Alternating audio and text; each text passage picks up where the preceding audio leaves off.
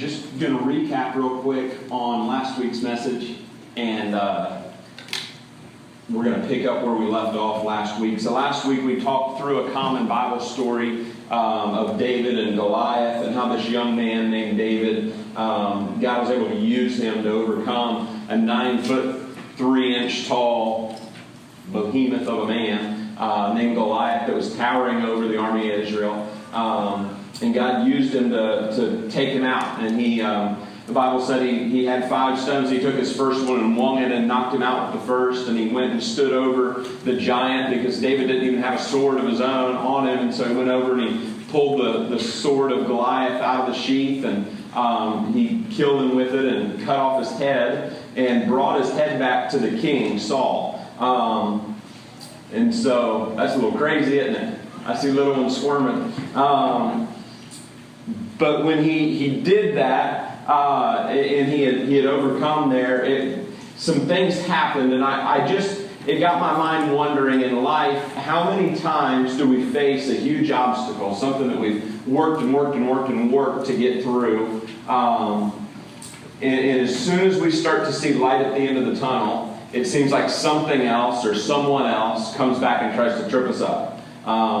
Or another difficult situation comes. And that's really where David found himself. This should have been a highlight moment, but it was really short-lived. And we're going to dig in to 1 Samuel chapter 17. And like I said, our computer was having some issues this morning, so I don't have the passages up. But if you want to grab a Bible out of the pew there and follow along, 1 Samuel chapter 17. We'll be right at the very end of the chapter, verse 55. And this is right as soon as David had killed Goliath. And of course, the king didn't know who David was, because he wasn't even in the army. And so the King Saul, was curious who this man David was. And so as we pick up here in verse 55, it says, "And as soon as Saul saw David go out against the Philistine, he said to Abner, the commander of the army, 'Abner, whose son is this youth?' And Abner said, 'As your soul lives, O king, I do not know.'" David wasn't well-known. He was just a shepherd boy. He wasn't popular. He wasn't known for his great fighting ability. They didn't know who he was. And so in verse 56 it said, "And the king said, 'Inquire whose son the boy is.' And as soon as David returned from the striking down of the Philistine, Abner took him and brought him before Saul with the head of the Philistine in his hand." And so here comes little David carrying the head of big Goliath up to meet the king. He says, "And David answered him, 'I am the son of your servant Jesse, the Bethlehemite.'" And as the story continues, he approaches. Now I would imagine there for a moment David was feeling pretty good about his circumstances. He had just begin to see God work and use him in a mighty way. And so the king brings him in, and the king's son, his name was Jonathan. And so Jonathan and David, quickly, they just had a bond. And so Jonathan, he really liked David, and so he gave him a robe, and he gave him some armor and weapons and different things. And then the king, from there, he saw, man, David, he's obviously got this fighting ability. And so David put him over a group of soldiers. He sent him out, and they were successful. It was pleasing to the people, the Bible said. And he was very victorious in leading that group of people to overcome the enemy. And then we'll pick back up in chapter 18, verse 6. It says, "And they were coming home when David returned from striking down the Philistine. The woman came out of the cities of Israel, singing and dancing to meet Saul with tambourines, with songs of joy and musical instruments." And I don't know about you, but there's a couple of young men in here. It seems like everywhere they go, women just jump out and they're singing and dancing in joy as they go. And that's the image that we have. Saul's walking, and these ladies they're so happy, they're so excited about what's going on. They come out, they're just singing with joy. In verse 7 it says, "And the women sang to one another as they celebrated, 'Saul,'" which is the king, "'Saul has struck down his thousands, and David his 10,000s.'" And at first you would have thought that would have brought delight to the king, but he just got undermined by this little shepherd boy that he had placed in some power and authority. And so in verse 8 it says, "And Saul was very angry, and this saying displeased him. And he said, 'There they have ascribed to David 10,000s, and to me they have ascribed thousands. And what more can he have but the kingdom?' And so he was worried about what was going to happen if people began to continue to see that David was being blessed in his fighting, that they would say, well, he needs to be king, and get Saul out of the way. And so it said, and Saul eyed David from that day on.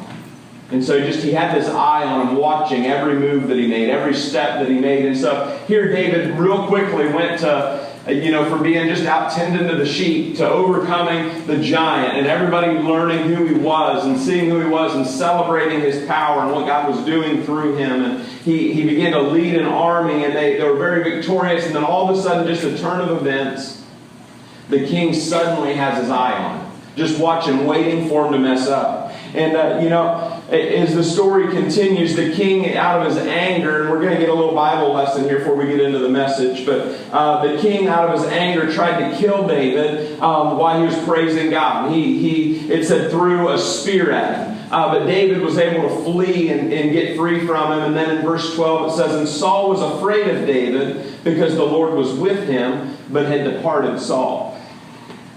Excuse me, that was loud. And so Saul was afraid of David, and I find it interesting. It wasn't because David was able to overcome Goliath. And it wasn't because he was able to lead a team of soldiers to go out and be so victorious. But it was because he recognized that the Lord was with David, but he also recognized that the Lord had departed him, which means at one time he had experienced the power and the presence of God. But he had saw that God had departed from him and had left him. And as the story continues on, I just want to make sure we're on the same page. So I'm going to lay out, I know this a lot all at once, but hang with me here. It says, I guess before I continue on, isn't it always obvious when God's working with you? When God's on your side, it's always obvious that the power of God is on somebody. And you don't have to tell them. You don't have to display it. It's recognizable that the power of the Lord, because when God is with us, things that shouldn't happen begin to happen. Little shepherd boys that you wouldn't even think could probably handle sheep, are able to overcome the enemy and able to lead groups of soldiers. Things like that happen only when the power of the Lord is there. And it's obvious when the Lord is on you. But Saul had become, like I said, afraid of David. And so he had put him over even more larger group of soldiers and sent him out to do more and more things, hoping that being on the front lines would bring the destruction of David. He thought surely his luck will run out, is what his theory was. He said, I want rid of him. I tried to spear him once, and I'm afraid of him, so let's just send him out and see if the Philistines can take over him. And if I put him on the front line enough times, but the more that he sent him out, the more victorious that he was. And the more victorious that he was, the more that Israel and Judah began to just love him and see him for being of such great power and see God's blessing on him. And so Saul decides, well, that's not working, so he's got another approach. He says, send and tell David that he can have my daughter to be his wife, which means he would be the son-in-law of the king. He was trying to entice him a little bit. That would be something that would get you excited. He said, if you will just bring me back 100 foreskins from the Philistines. And so, I'm not making this up. This is true. So David, what's he do? He's supposed to bring back 100 foreskins so that he can have the daughter of the king. He brings back 200. Because that's what God does when God is trying to do things. He always outdoes our expectations. Saul's daughter then fell in love with David, and so it says in Scripture that Saul even feared him more because of this. It seemed like every time that Saul did something to try to take over David or try to defeat David, he saw the power of God on David and he feared him more. And so Saul plans to kill him again, but he's really close to his son Jonathan. And so he tells Jonathan what he's going to do. And Jonathan, because he's friends with David, and that's what friends do, he tells David, hey, my dad's going to come after you again. He gives him a heads up. And that's how we need as friends. That's what friends do, is they've got each other's back. And so that reminds me, Nick, after church, I need to talk to you. If... Yep, my father might be. I'm just kidding. But they look out for each other. And they watch out to see if bad things are coming. They warn them of that. But so Jonathan tells David. And so David, in between the time there, David goes and he fights another battle with his soldiers. And then when he comes back, Saul, he back to the same old thing. He throws another spear at David. And it misses David. And he gets out of there again. And then David goes home. And so Saul sends a group of men over to David's house thinking, we'll catch him when he's not expecting it. When he's at home, lying in bed. And so he sends him home. Or David goes home, so he sends men to his home. And when they arrive, word had already got there. And David's wife had helped him get out, helped him escape. And they put a little dummy in the bed so that they would think that he was there when they came in.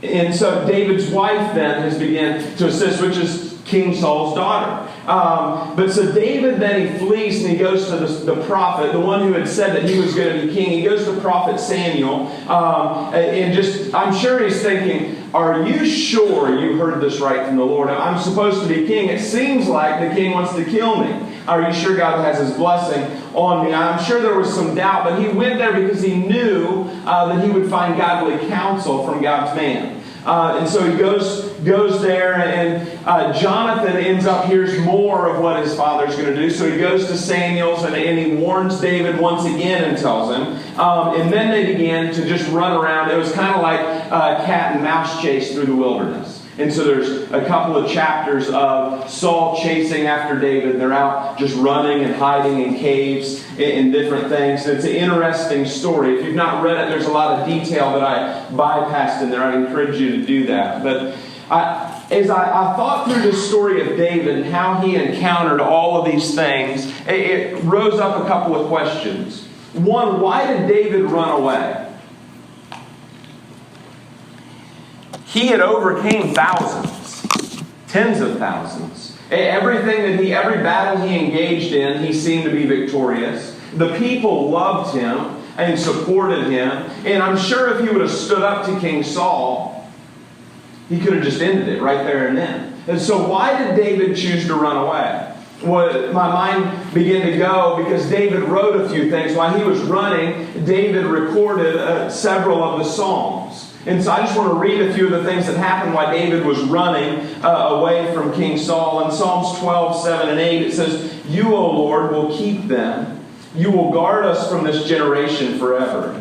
On every side the wicked prowl, as vileness is exalted among the children of man."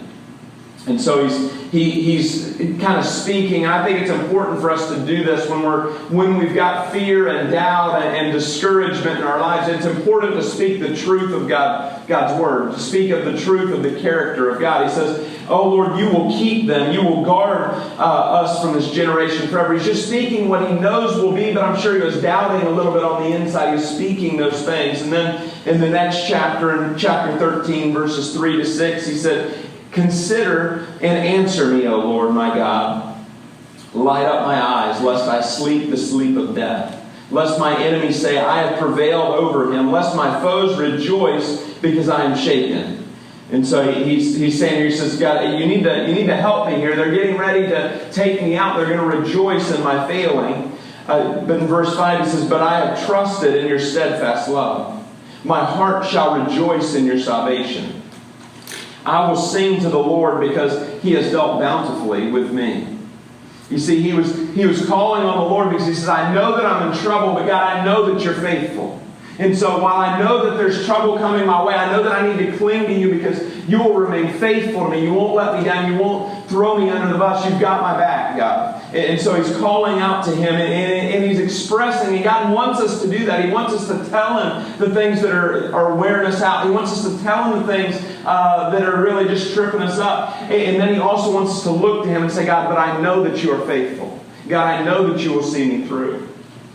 And then if we go several chapters back in chapter 54, this is all stuff he wrote while he's on the run, running from Saul. In 54 verse, really it's the whole chapter. It says, "O God, save me by your name, and vindicate me by your might. O God, hear my prayer. Give ear to the words of my mouth. For strangers have risen against me. Ruthless men seek my life. They do not set God before themselves. Salah. Behold, God is my helper. The Lord is the upholder of my life. He will return the evil to my enemies. In your faithfulness, put an end to them. With the freewill offering I will sacrifice to you. I will give thanks to your name, O Lord, for it is good. For he has delivered me from every trouble, and my eye has looked in triumph on my enemy. Last one I'm going to read here is chapter 63, verse 1. It says, O God, you are my God. Earnestly I seek you. My soul thirsts for you. My flesh faints for you, as in a dry and weary land where there is no water. He says, like I'm dying of thirst, God, I long for you. So I have looked upon you in the sanctuary, beholding your power and glory, because your steadfast love is better than life. My lips will praise you, so I will bless you as long as I live. In your name I will lift up my hands. My soul will be satisfied as with fat and rich food, and my mouth will praise you with joyful lips. You see, as I began to look at the things that David wrote while he was on the run, it began to draw out a picture of what was happening, why he left for a little while. He was seeking direction and counsel and strength from the Lord. You say, well, why is that so relevant? I don't have very often people seeking to take my life. And while that's true, there are situations in life that we'd be ahead to get away from for a little while to seek God's direction before we re-engage. What's that look like? I know, not me and my wife, because we would never do that, but there's times when spouses argue, so I hear. And wouldn't it be wise at times, before you let your emotions control the conversation and you begin to say things you wish you would have said, wouldn't it be wise to say, let's take an hour and go seek the Lord, and then we'll come back and meet and see if we can resolve this? Wouldn't it be wise to do that? Or, I even thought about crazy family members at holidays or family reunions. There's times, don't you know, that's why God set it up so we only meet with them 3 or 4 times a year. We need all that time in between to be ready to handle it again. But I even thought of the way that parents interact with their children. There's times my kids get under my skin. And they do things that irritate me, and that can lead us, if we're not careful, to acting out of anger or emotion to our children. But wouldn't it be wise if we would separate ourselves for just a little while from the situation and say, God, how do I work on my heart here, Lord? Help me to handle this in a godly way. God, lead me in your direction. Wouldn't it be wise if we'd separate ourselves from that decision? Other places I think it'd be good for us to take some time and just think about and seek the direction of the Lord is any big decision, and any kind of life-altering decision we make, a big purchase. We need to do that. If you're looking and praying about where am I going to work? Am I going to accept this offer of employment? Or am I going to quit this job and try to find something else? Or something that would be life-altering, we need to seek the Lord in His direction and not make a quick, irrational decision. I believe that's why David got away. He needed to know what the Lord was going to have him to do, because he could have easily took things into his own hands right there in the moment. He could have, the spear came flying and it said it stuck to the wall. He could have pulled it out.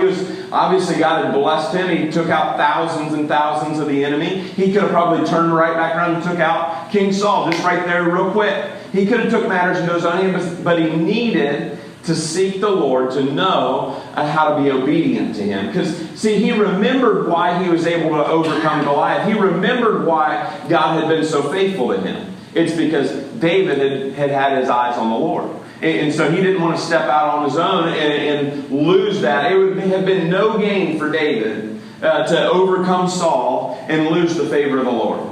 It would have been of no benefit for him to do that. And so he knew he needed to be in the counsel of the Lord, and he had to get away from that situation. We can learn from that. Amen? But then I wonder, even beyond right there in King Saul's house and the king trying to kill him, there were actually at least 7 times that I see in Scripture where the king tried to kill David. And I'll just read through these real quick. I'm not going to read the passage, but in 1 Samuel 18:11, he tried to kill him with a spear. That's one I shared with you earlier. And then in 1 Samuel 18:25, he sent him to kill 100 Philistines to marry his daughter. He was doing that in hopes of it bringing death upon David. And then again in 1 Samuel 19, 9 and 10, we see him throwing a spear at him. 19 and 11. In 15, he had sent. That's when he sent the men to David's house to kill him while he was asleep. In 1 Samuel 23, 9, which is the 6th time, he sent men to fight him in battle. He literally, just while David's out running around through the wilderness, he sent an army after him and said, just take him out. And he sent him to do that, and that was unsuccessful. And so then, in 1 Samuel 23, 25, and 26, we see Saul went himself with his men, with these soldiers, out in the wilderness. He said, I'm tired of sending people to do my job. I'm going to go with them and make sure it gets done right this time. And he goes out trying to overcome David. And so my question is, after all these times, why wouldn't have David just taken the life of Saul? There were actually 2 opportunities that God gave him where he could have done it really easily. One we read in 1 Samuel 24 and verse 4. It says, And the men of David said to him, Here is the day of which the Lord said to you, Behold, I will give your enemy into your hands, and you shall do to him as it seems good to you. And so they had found, they were actually hiding in a cave, and they found they were in the same cave. It was dark in the back of the cave. And so King Saul came in and didn't realize he'd entered in the same cave as David was. And so then David arose stealthily and cut off the corner of Saul's robe. Rather, he was that close. He had his hands on him. He could have taken his life, but he cut the corner of his robe off and left. And Saul didn't even know what happened until David had already left. He could have took his life. Why didn't he? In chapter 26, David finds himself in a similar situation. He finds King Saul asleep. He's there sleeping. All of his men are asleep. No one is awake. It said that God had put a deep sleep upon the people. And so David's helper comes to him and says, Hey, I'll pin him to the ground. He says, I'll just do it once, just one stab, and then you can finish him off. I'll pin him to the ground, and you can take him out. But David answered in verse 9, he says, But David said to Abishai, Do not destroy him, for who can put out his hand against the Lord's anointed to be guiltless and be guiltless? And David said, As the Lord lives, the Lord will strike him, or his day will come to die, or he will go down into battle and perish. The Lord forbid that I should put out my hand against the Lord's anointed, but take now the spear that is at hand in the jar of water, and let us go.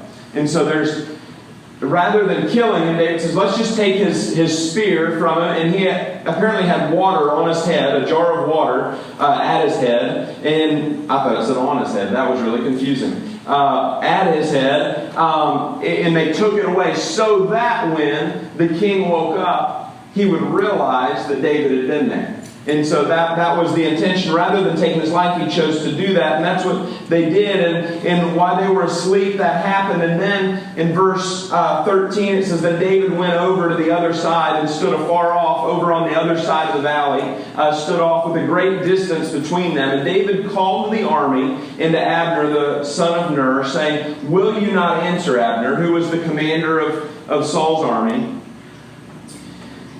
And then Abner answered, Who are you who calls the king? And David said to Abner, Are you not a man? Are you not a man who is like you in Israel? Why then have you not kept watch over your lord the king? For one of the people came in to destroy the king your lord. This thing that you have done is not good. As the Lord lives, you deserve to die, because you have not kept watch over your lord, the Lord's anointed.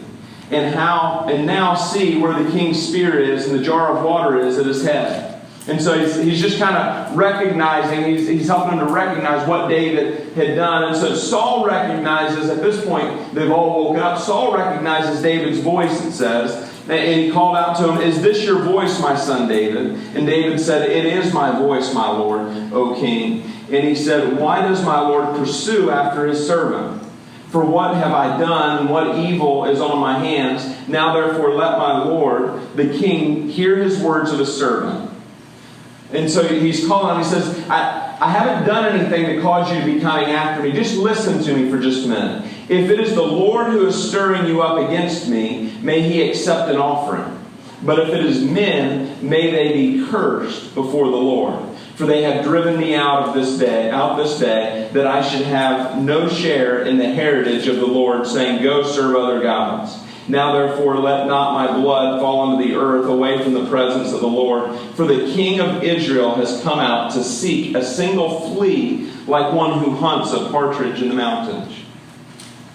See, with all this being said, why didn't David take the life of Saul? God had placed opportunities right before him. It would have been easy for him to say, it said that God had put a deep sleep that second time on the people. Wouldn't you have thought that would have been an open door? I probably would have taken the opportunity. But see, he had spent enough time in the presence of the Lord to know the direction of the Lord. And so it was important that he had got away so that when he was encountered with this kind of situation, he knew how to handle it. And so it's important for us to spend time with the Lord so that we're ready when we're encountered with situations to respond appropriately. But you see, he understood that there's things that are our responsibility in our faith, and there's things that are God's. There's things that are our responsibility as we live through this life, and there's things that are God's. And why David could have taken his ability to take in the life of Saul, his God-given ability, if we want to go that far, he could have used that to take in control. But he had spent enough time seeking the Lord to know that's not what the Lord had for him. He said that he knew that God needed to be God. And while we have to do our part, we need to let God do His part. And, my mind began to run of what that looks like just in our culture, maybe even in our churches. You see, Christians, oftentimes we ought to be trying to lead other people to Christ. And that's our responsibility. We have been called to do that. But it is not our job to change people, just to point them to Jesus. We don't need to help them clean up their life. That's God's job. Our job is to tell them about the Savior and the power that sin has on us to lead us to hell, and the power that Jesus dying on the cross has for us to lead us to life. That's our job, not the job of changing their lives. God will do that. Our job is to pray for them, to share the gospel message of Jesus on the cross with them, to share our testimony and how God's changed our life and how He can do the same for them, to speak life to them, to encourage them, to love them, forgive them, be joyful people, so that they see the joy of the Lord is in us in every situation. You see, we oftentimes want to do God's job, but we fail to do our job. We need to remember what we've been called to do and be obedient in those things. But when there's things that God's supposed to do, we need to let God do what He's going to do. You see, I thought of another situation as a father and a husband. I feel it's my responsibility to provide for my family, and in that, it's my job to work hard, and it's my job to respect people that are over me and respect people that I work with. It's my job to spend money wisely. But if I've done everything that I'm supposed to do, it's my job to just trust God to provide and take care of the things that only He can take care of. If I've done my part, I need to let Him do His part and not try to intervene. And I think we can learn a lot from that. But I thought there are a few folks in here that are looking for, you're kind of that age, you're looking for a husband or looking for a wife, and there are things that are your job. You can be friendly. Gentlemen, you can shower, put away the Xbox. You can then trust in what the Lord says. Look not to the world, but look for another believer, someone who you can be yoked with in your faith and that's in agreement with you with faith. You can remain faithful unto wedlock.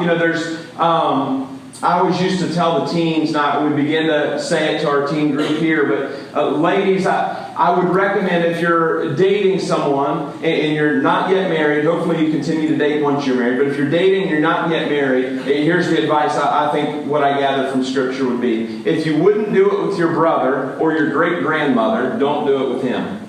And for the gentleman, I would say if you wouldn't do it with your sister or some strange mister, then you shouldn't do it with her.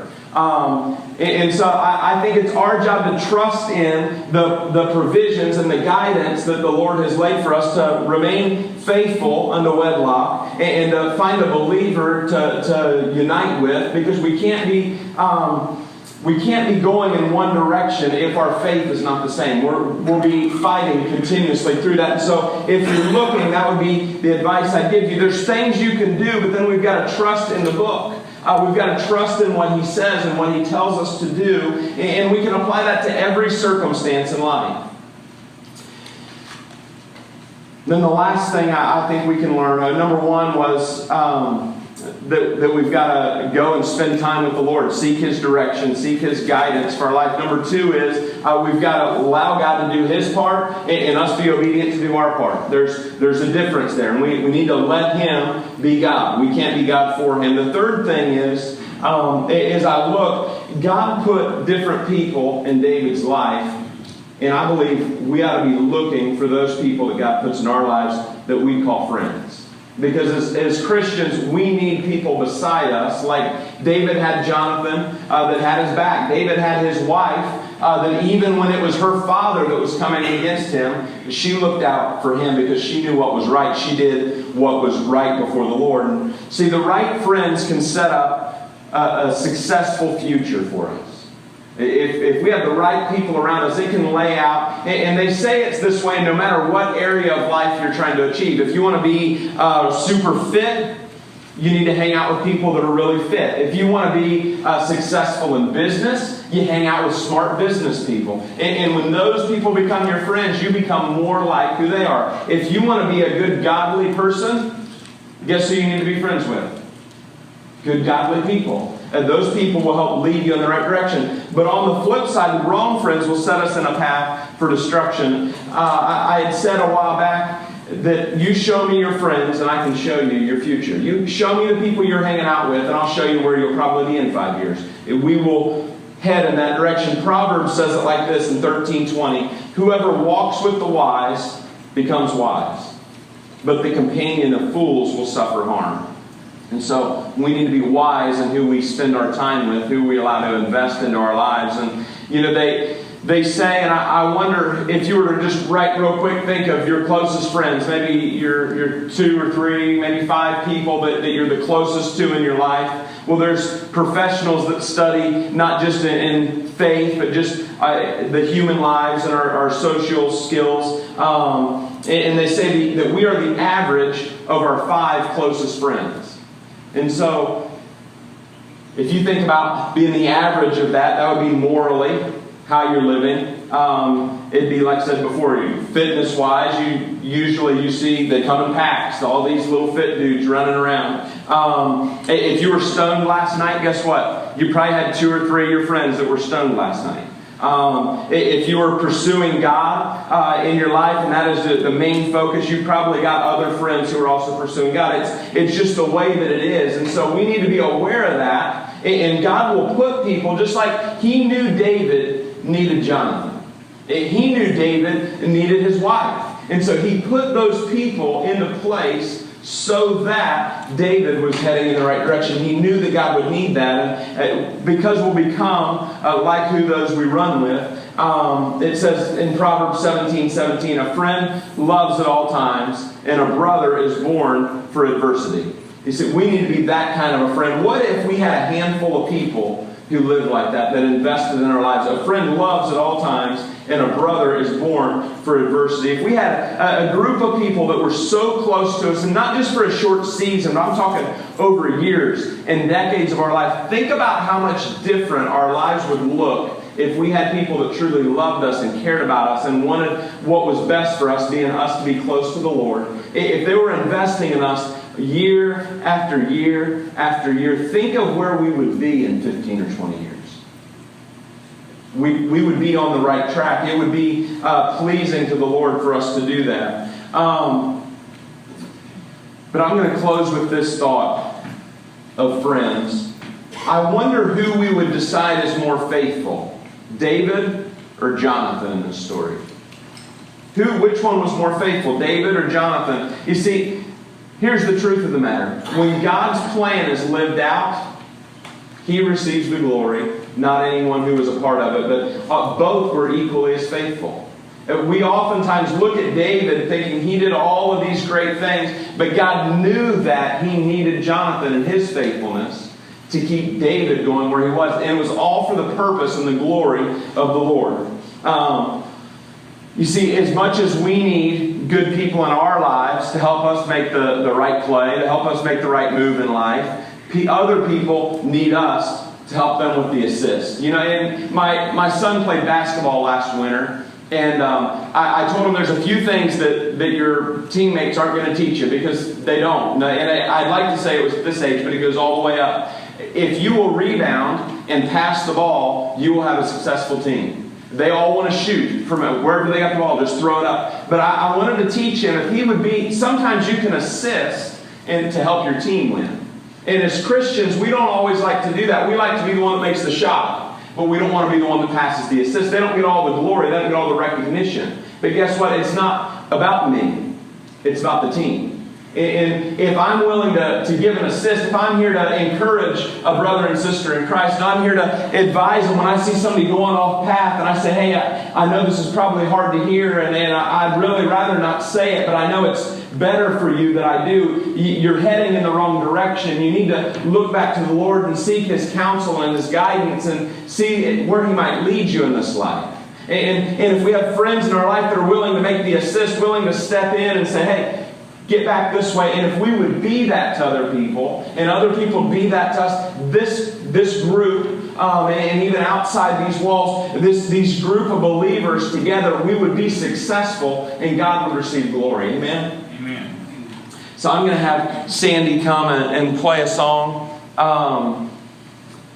And I don't know if God's speaking to you this morning or not. I hope that He is. He spoke to me this week. But, you know, there's sometimes when we need to just step out and get away from the situation. Maybe it's a difficult relationship that we're in the middle of, and we just say, I need to just have a break. Give me a minute. Let me get my mind back straight and focused on Him. Emotions are beginning to drive my conversation. We can't go there. Maybe it's a big decision coming up.